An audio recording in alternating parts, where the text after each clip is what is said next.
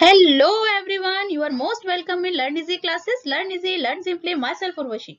Today we are going to start live processes quick revision series part 3 जिसमें कि हम respiration के important point discuss करेंगे. Guys आपको पता है कि क्विक रिवीजन सीरीज आपके लिए बहुत ही कम समय में आपका सिलेबस कंप्लीट करने में काफी हेल्पफुल है. सो गाइज अगर आप चैनल पर नए हैं तो प्लीज चैनल को सब्सक्राइब जरूर कर लें. Press the bell icon to get the notification of upcoming videos. और बच्चों अगर वीडियो पसंद आए तो एक लाइक तो बनता है. और गाइज अगर आपने मेरी प्रीवियस क्विक रिवीजन सीरीज नहीं देखी है तो आप डिस्क्रिप्शन बॉक्स चेक कर सकते हैं या फिर आपको प्लेलिस्ट में भी क्विक रिवीजन सीरीज मिल जाएगी. तो चलिए स्टार्ट करते हैं हम आज की रिवीजन सीरीज जो कि बहुत इंपॉर्टेंट होने वाली है. जैसे कि आपको पता है कि इस समय हम लाइव प्रोसेसेस की क्विक रिवीजन सीरीज कर रहे हैं जिसमें कि हम न्यूट्रिशन और एक्सक्रीशन डिस्कस कर चुके हैं और आज हम रेस्पिरेशन को डिस्कस करेंगे. तो रेस्पिरेशन और ब्रीदिंग, इसमें बच्चों में बहुत कंफ्यूजन होता है कि दोनों को एक ही समझ लेते हैं कि ब्रीदिंग और रेस्पिरेशन दोनों एक ही है. यहाँ पर मैं आपको वन बाय वन बताऊंगी रेस्पिरेशन के बारे में भी और ब्रीदिंग क्या है. तो हम ब्रीदिंग पहले समझते हैं. चलिए, ब्रीदिंग क्या है? Exchange of gases inside the body of an organism. जो हमारी बॉडी में या किसी भी लिविंग ऑर्गेनिज्म में गैसियस एक्सचेंज होता है, O2 एंटर होती है और CO2 रिमूव होती है, वो जो प्रोसेस होती है फिजिकल प्रोसेस है ब्रीदिंग.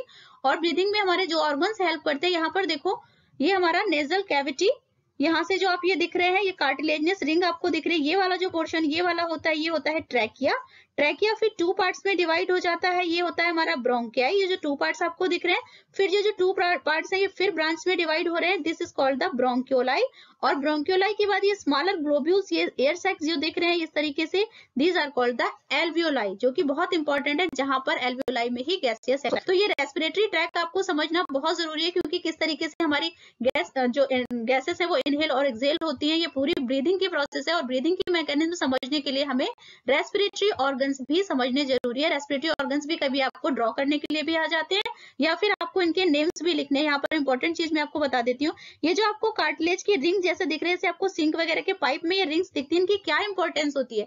कार्टिलेज की जो रिंग होती है यहाँ पर ट्रैकिया में, ये कोलैप्स को अवॉइड करती है. जो ट्रैकिया है, ट्रैकिया की वॉल्स आपस में कोलैप्स ना हो जाए, to avoid collapsing between the wall of trachea. ये जो इंपॉर्टेंस है इसकी कार्टिलेज रिंग की बहुत इंपॉर्टेंट है. और उसके बाद ये टू पार्ट्स, सिंपली आपको पता है कि ये ब्रोंकियाई, और उसके बाद ये आपको ये जो पार्ट दिख रहे हैं, this is called the bronchioli. और ब्रोंक्योलाई फिर फर्दर किसमें आपकी ओपन होती है? एल्वियोलाई में. तो रेस्पिरेटरी ट्रैक क्या बनेगा? रेस्पिरेटरी ट्रैक हमें बनाने के लिए आ जाता है कि ह्यूमन बींग्स में रेस्पिरेटरी ट्रैक समझाइए. तो रेस्पिरेटरी ट्रैक यानी कि किस किस पैसेज के थ्रू एयर हमारी बॉडी में आएगी और किस किस पैसेज के थ्रू वो निकल जाएगी, यानी कि हमें एयर का जो रास्ता है, वे है, वो हमें बनाना है पाथवे. तो यहाँ से अगर हम चलें तो सबसे पहले एक्सटर्नल नॉस्ट्रिल, नॉस्ट्रिल से हमारी एयर एंटर करेगी, ऑक्सीजन एंटर करेगी, जाहिर सी बात है. और फिर ये यहाँ पर कहाँ आएगी? Nasal cavity. नेजल कैविटी के बाद ये ट्रैकिया, ट्रैकिया के बाद फिर कहां पर जाएगी? ब्रोंकियाई, क्योंकि ट्रैकिया टू पार्ट्स में डिवाइड हो जाता है.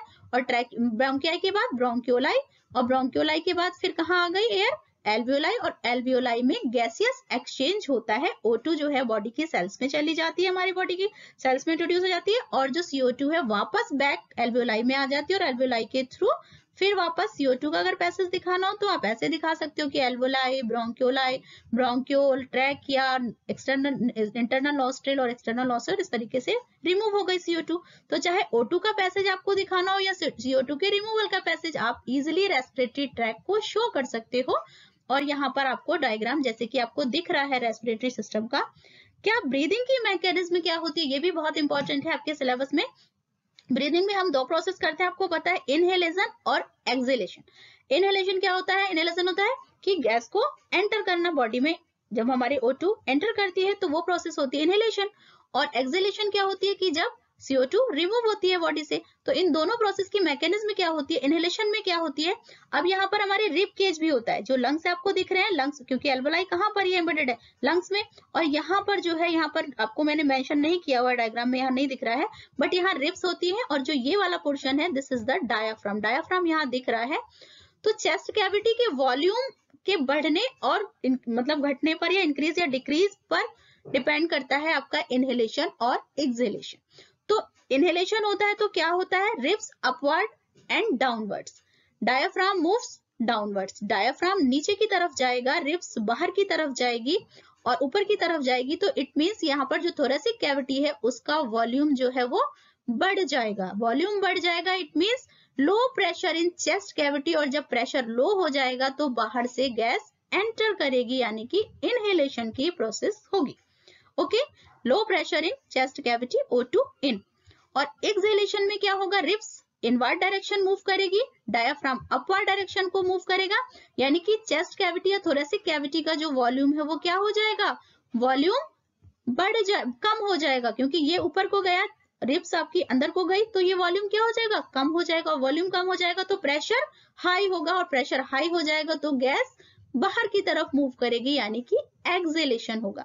तो ribs inwards and downwards, diaphragm moves upward direction, high pressure in chest cavity, और CO2 आउट हो जाएगी। तो क्लियर हो गई breathing mechanism, inhalation and exhalation. अब हम आ जाते हैं रेस्पिरेशन पर। रेस्पिरेशन बेसिकली हमारी सेल के अंदर होने वाला प्रोसीजर है, और रेस्पिरेशन के ड्यूरिंग रेस्पिरेशन क्या होता है, फूड से एनर्जी रिलीज होती है। This one is very important. ये एक केमिकल प्रोसेस है, जबकि ब्रीदिंग एक फिजिकल प्रोसेस है। यहाँ पर गैसियस केवल एक्सचेंज होता है, और जो कि एल्वियोलाई में होता था। पूरी मैकेनिज्म भी आपने समझ लिया। और जब गैस CO2 एंटर कर गई हमारी बॉडी की सेल्स में, तो वहां पर जो फूड है उसका ऑक्सीडेशन होता है O2 की ऑक्सीजन की हेल्प से, और उस ऑक्सीडेशन के फूड के ऑक्सीडेशन से एनर्जी रिलीज होती है। और ये पूरी जो एक केमिकल प्रोसेस है, this is called the respiration, releasing energy from food, simply हम कह सकते हैं। तो रेस्पिरेशन में ग्लूकोज का ऑक्सीडेशन होता है, क्योंकि ग्लूकोज ही हमारे बॉडी में फूड जो न्यूट्रिएंट्स होते हैं फाइनली ग्लूकोज के फॉर्म में चले जाते हैं हमारे सेल्स में। ग्लूकोज C6H12O6 6 कार्बन मॉलिक्यूल्स है, और ये प्रोसेस हमारी साइटोप्लाज्म में कंप्लीट होती है। साइटोप्लाज्म, सेल के साइटोप्लाज्म में कंप्लीट होती है जो रेस्पिरेशन की प्रोसेस होती है। ग्लूकोज से क्या बनता है, पायरुवेट बन जाता है, पायरुवेट, और एनर्जी रिलीज हो जाती है। ये इंटरमीडिएट प्रोडक्ट बनता है यहाँ पर during respiration. Pyruvate 3 carbon molecules है। अब इसके बाद क्या होता है कि अगर ऑक्सीजन की सप्लाई मिली या नहीं मिली, उस पर डिपेंड करता है कि किस टाइप का रेस्पिरेशन होगा और उसके एंड प्रोडक्ट क्या होंगे। तो ग्लूकोज से लेकर पायरुवेट तो इंटरमीडिएट प्रोडक्ट है, और ये दोनों जब ऑक्सीजन होती है तब भी बनता है, और ऑक्सीजन नहीं होती है तब भी बनता है। यहाँ पर एक चीज समझ लीजिए कि रेस्पिरेशन दोनों कंडीशन में होता है, ऑक्सीजन की प्रेजेंस में भी और एब्सेंस में भी। आगे मैं आपको डिस्कस करती हूँ ये। अब पायरुवेट, अगर absence of oxygen, absence of oxygen in east, east में ये प्रोसेस होती है, फर्मेंटेशन की प्रोसेस है जिसे हम कहते हैं absence of O2 in east, तो क्या बनेगा end product, ethanol, carbon dioxide, and energy release होगी। और यहाँ पर ये चीज ध्यान रखिएगा कि जो एनर्जी रिलीज होती है वो ATP के फॉर्म में होती है। ATP को हम एनर्जी करेंसी भी कहते हैं, ATP एडेनोसिन ट्राइफॉस्फेट। ATP बहुत इंपॉर्टेंट है, और उसको याद रखना, क्योंकि इसमें से बहुत क्वेश्चंस आपको आ जाता है। ATP का फुल फॉर्म भी पूछ लेते हैं एनर्जी करेंसी के फॉर्म में। 1 मार्क्स का क्वेश्चन तो ATP में से आपने करना ही करना है। तो ATP adenosine triphosphate, energy ATP के फॉर्म में रिलीज होती है, जो कि माइटोकॉन्ड्रिया में स्टोर होती है। Mitochondria is called the power house of the cell, आपको पता है ऑलरेडी। अब यहाँ पर सेकंड हम चलते हैं, lack of oxygen in our body muscles. हमारी बॉडी में जब ऑक्सीजन की कमी हो जाती है ड्यूरिंग, हम जब बहुत विग्रेस एक्सरसाइज करते हैं, बहुत ज्यादा भागते हैं या बहुत ज्यादा काम करते हैं, उस समय बॉडी को ऑक्सीजन की ज्यादा जरूरत होती है। तो उस समय लैक ऑफ O2 जब कंडीशन होती है हमारी बॉडी की मसल्स में, तब भी हमारी बॉडी में रेस्पिरेशन की प्रोसेस होती है, बट तब एनारोबिक रेस्पिरेशन होती है। और उसमें क्या इन प्रोडक्ट बनता है, लैक्टिक एसिड, और एनर्जी रिलीज होती है। एनर्जी ऑलरेडी आपकी ATP के फॉर्म में ही होती है। ओके गाइस, और यहाँ पर जो एनर्जी आपको मैंने बताया कि एनर्जी हमारी तीनों टाइप की जो यहाँ पर मैंने आपको दिखाया, तीनों में एनर्जी रिलीज हो रही है, और तीनों में ATP के फॉर्म में रिलीज हो रही है। तो लैक्टिक एसिड बना, लैक्टिक एसिड की वजह से ही हमारी बॉडी की जो मसल्स हैं उनमें पेन स्टार्ट हो जाता है। ये क्वेश्चन भी कई बार पूछा जाता है कि लैक्टिक एसिड जो है वो कब बनता है और क्या होता है, व्हाट हैपन। उसके बाद प्रेजेंस ऑफ ऑक्सीजन कि ऑक्सीजन के प्रेजेंस में जो रेस्पिरेशन की प्रोसेस होती है वो माइटोकॉन्ड्रिया के अंदर कंप्लीट होती है, माइटोकॉन्ड्रिया में होती है। और क्या इन प्रोडक्ट बनता है, कार्बन डाइऑक्साइड, वाटर, और एनर्जी रिलीज होती है, और एनर्जी ATP के फॉर्म में ही होती है। तो कार्बन डाइऑक्साइड और वाटर बना और एनर्जी रिलीज हुई। अब यहाँ पर देखो, जो यहाँ पर एनर्जी है वो बहुत लो एनर्जी रिलीज होगी, 2 ATP एनर्जी रिलीज होती है।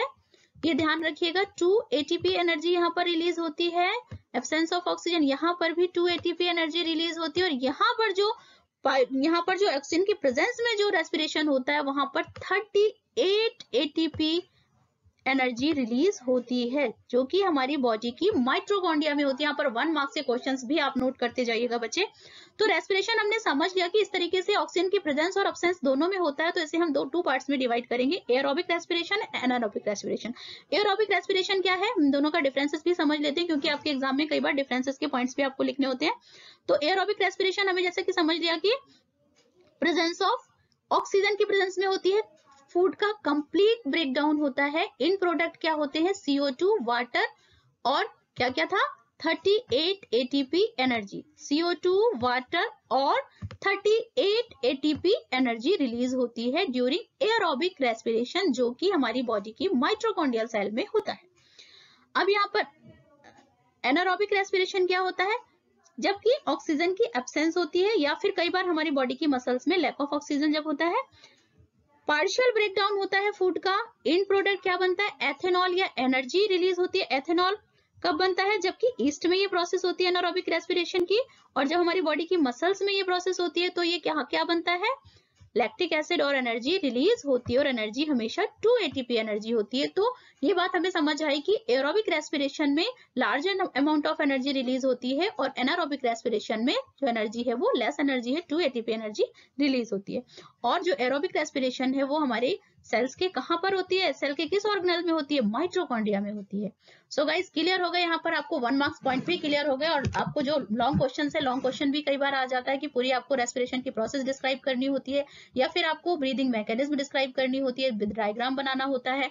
तो बहुत सारे क्वेश्चंस आते हैं रेस्पिरेशन में से, तो अगर आप इसे समझ लोगे क्विक रिवीजन सीरीज को तो आपके लिए बहुत हेल्पफुल होगी। ओके बच्चों, तो हम नेक्स्ट क्विक रिवीजन सीरीज में मिलते हैं बच्चे। नेक्स्ट हम पढ़ेंगे ट्रांसपोर्टेशन के बारे में। ओके गाइस, तो मिलते हैं नेक्स्ट वीडियो में। Bye bye.